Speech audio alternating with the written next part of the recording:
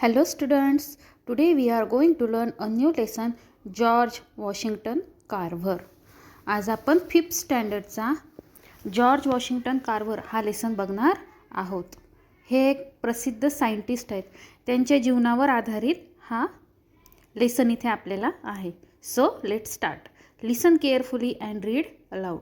लक्षपूर्वक ऐका आणि मोठ्याने वाचा. A man in Alabama had gone out for a walk. एकदा अल्बामामध्ये एक गृहस्थ फिरायला गेले होते. Suddenly his foot slipped over the mud on the road. एकाएकी त्यांचा पाय रस्त्यावरील चिखलावरून घसरला. His clothes were splashed with mud. आणि त्यांच्या कपड्यावर चिखलाचे शिंतोडे उडाले. Splash. He took out his handkerchief and began to clean his cloth. त्यांनी आपला हात रुमाल हँकरचीफ बाहेर काढला आणि कपडे साफ करायला सुरुवात केली. He wiped off all the mud. त्यांनी सर्व चिखल पुसून काढला. Wipe out means पुसून काढणे. But he saw that there were stains on his clothes and what's more, the stains were blue. परंतु त्यांनी पाहिले की तरीही काही डाग जे आहेत त्यांच्या कपड्यांवर होते आणि विशेष म्हणजे ते डाग कोणते होते? ब्लू, निळे होते. The handkerchief to had turn blue. तो हात रुमालसुद्धा निळा झाला होता. He wash the handkerchief but the blue stains were still there. त्यांनी तो हात रुमाल धुतला परंतु ते निळे डाग तसेच होते. They could not be wash up.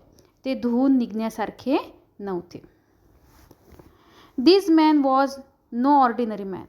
आता हे गृहस्थ कोणी सामान्य आसामी नव्हते, कोणी सामान्य गृहस्थ नव्हते. He was George Washington Carver, the famous scientist. ते सुप्रसिद्ध वैज्ञानिक जॉर्ज वॉशिंग्टन कार्व्हर होते. A true scientist wants to study everything, even mud stains. आणि खऱ्या वैज्ञानिकाला प्रत्येक गोष्टीचा अभ्यास करायचा असतो, अगदी मग तो चिखलाचा डाग का असेना. Carver rush to his lab and tested the mud stains and the soil. मग या सायंटिस्टने डॉक्टर कार्व्हरनी आपल्या प्रयोगशाळेत धाव घेतली आणि त्यांनी त्या चिखलाच्या डागांचे आणि त्या मातीचे परीक्षण केले, ती माती तपासली. After many test he learn how to make good quality blue paint from the soil. आणि अनेक मग टेस्ट झाल्यानंतर, अनेक चाचण्यानंतर मातीपासून उत्तम प्रतीचा निळा रंग कसा तयार करायचा हे त्यांना समजले. A church in that town needed paint. आणि त्या शहरातील एका चर्चला रंग द्यायचा होता. Carver student painted the church with these lovely blue paint. आणि कार्व्हरच्या विद्यार्थ्यांनी मग या आकर्षक निळ्या रंगाने चर्च रंगवले. No one could believe that the paint was made from the soil under their feet. आणि कोणालाही विश्वास बसला नाही की तो रंग त्यांच्या पायाखाली असलेल्या मातीपासून बनलेला आहे. यावर कोणाचा विश्वास बसत नव्हता. George Washington Carver was born in 1861. George Washington यांचा जो जन्म आहे तो 1861 झाला. His parents were slaves. त्यांचे आई वडील गुलाम होते. स्लेव म्हणजेच गुलाम. His family work on a farm in America. त्यांचे कुटुंब अमेरिकेतील एका फार्मवर काम करीत होते. He lost both his parents when he was still a baby. आणि त्यांच्या लहानपणीच त्यांचे आई वडील वारले. Carver love plants even as a child. कार्व्हरला लहानपणापासूनच वनस्पतींची खूप आवड होती. He care for them. आणि ते त्या वनस्पतींची काळजी घेत असत. He understood what the plant wanted, what was wrong with them. आणि वनस्पतींना काय हवं आहे, त्यांच्यात काय बिघाड झाला आहे हे त्यांना चांगले समजत असे. Soon people around the farm began to call the young boy plant doctor. आणि लवकरच त्या शेतमाळ्याच्या आजूबाजूचे जे लोक होते त्या छोट्या मुलाला वनस्पतींचा डॉक्टर म्हणू लागले. Young Carver wanted to go to school and then college. छोटा जो कार्व्हर होता त्याला शाळेत आणि नंतर कॉलेजमध्ये जायचे होते. But he was a black boy, परंतु तो काळा मुलगा होता, काळ्या वंशाचा तो मुलगा होता. Many schools and colleges in those days did not take black students, आणि त्या काळात बऱ्याचशा शाळा आणि महाविद्यालय काळ्या वंशाच्या विद्यार्थ्यांना, काळ्या रंगाच्या विद्यार्थ्यांना प्रवेश देत नसत. He found a college where he could study. He went from place to place. He found a college where he could study. He studied hard and became a scientist. परंतु त्यांनी आपला धीर सोडला नाही. त्यांनी जागोजागी ठिकठिकाणी गेले आणि शेवटी त्यांना अभ्यास करता येईल असे एक कॉलेज मिळाले आणि त्यांनी ते परिश्रमपूर्वक चिकाटीने तिथे अभ्यास केला आणि ते वैज्ञानिक झाले. Become a scientist. Now next page. After a few months, Carver went to teach at the Tuskegee Institute in Alabama. काही महिन्यानंतर कार्वर यांनी अल्बामामधील टस्केजी या शिक्षण संस्थेत शिकवण्याकरिता ते गेले. This institute was for black student, आणि ही इन्स्टिट्यूट काळ्या विद्यार्थ्यांकरिता होती. Carver work there all his life, आणि कार्वरने तिथे आयुष्यभर काम केले. On the first day Carver told he student, let us start a new project today. आणि पहिल्याच दिवशी कार्वरने आपल्या विद्यार्थ्यांना सांगितले की आज आपण एक नवीन उपक्रम, नवीन प्रकल्प सुरू करूयात. We will all go out and collect cans, bottle, boxes, pots and pans which people have thrown away. आणि त्यांनी मुलांना सांगितलं की आपण बाहेर जाऊया आणि लोकांनी फेकून दिलेले डबे, बाटल्या, खोके, भांडी, पसरट भांडी गोळा करून आणूयात. From this we will make simple instrument and set up our laboratory.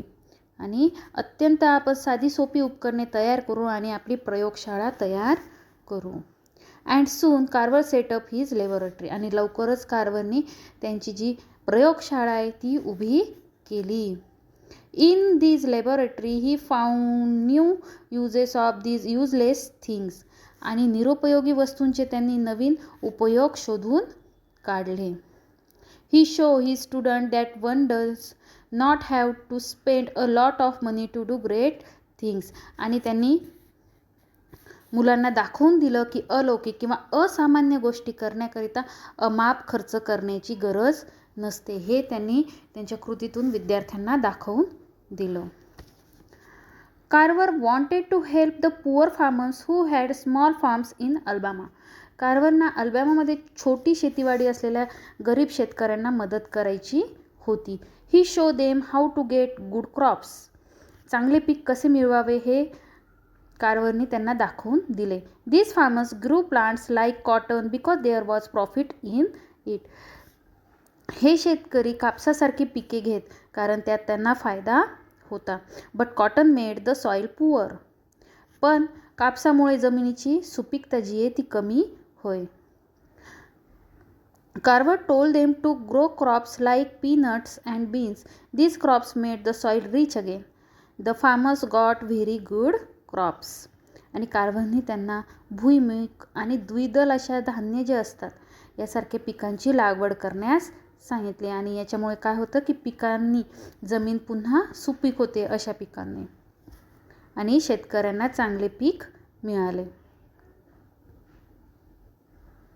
In fact the crops were so good that the farmers did not know what to do with the so much them. खरे म्हणजे ती पिके एवढे भरपूर आली होती की एवढ्या पिकांचे काय करावं हे शेतकऱ्यांना समजेनासे झाले. Again Carver went to work. आता पुन्हा कार्वर कामाला लागले. He began to look for new uses for this plants. आणि या पिकांचे नवीन उपयोग त्यांनी शोधून काढण्यास सुरुवात केली. Can you imagine how many uses he found. तुम्ही कल्पना करू शकता का की त्यांनी किती उपयोग शोधून काढले असतील याचे. Farm peanuts he made sugar, ink, boot polish, colours, soap, paper, tiles, butter, plastic, milk, as many as 300 things. तर भुईमुगापासून त्यांनी साखर, शाई, बूट पॉलिश, रंग, साबण, कागद, लोणी, प्लास्टिक, दूध आणि खूप अशा 300 वस्तू निर्माण केल्या. फ्रॉम स्वीट पोटॅटो म्हणजे रताळं. Okay. He made as many as 100 things. आणि रताळ्यापासून त्यांनी 118 वस्तू निर्माण केल्या. Soon these crops were in great demand and the farmers were happy. आणि लवकरच या पिकांना खूप मागणी आली आणि ते शेतकरी काय झाले, सुखी झाले. These great scientists died in 1943. अशा या महान वैज्ञानिकाचा 1943 निधन झालं. The plant where he work is now turn into a museum. आणि जिथे त्यांनी काम केले त्या जागेचे वस्तू संग्रहालयामध्ये आता रूपांतर झाले आहेत. तर स्टुडंट्स, इथेच आपला हा लेसन फिनिश झाला आहे. या लेसनचे क्वेश्चन आन्सर नेक्स्ट व्हिडिओमध्ये आपण बघूयात. तोपर्यंत बाय.